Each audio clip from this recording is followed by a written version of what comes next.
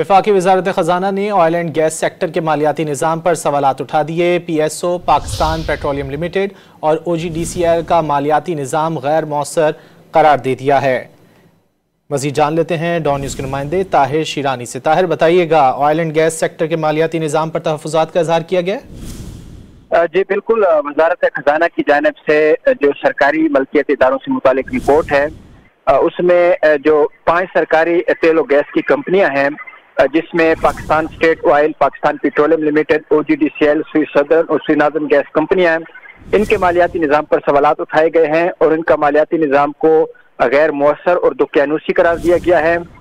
इन तेल और गैस कंपनियों का जो इंफ्रास्ट्रक्चर है उसको भी पुराना वज़ारत ख़ज़ाना की जानिब से गैर मौसर करार दिया गया है।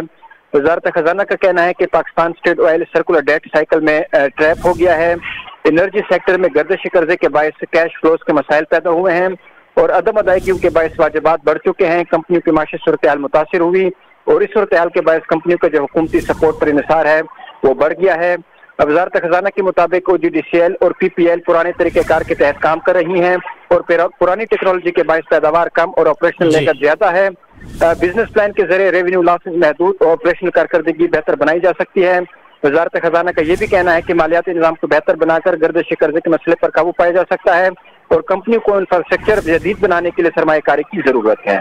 बहुत शुक्रिया ताहिर शीरानी इन तफसीलात के लिए।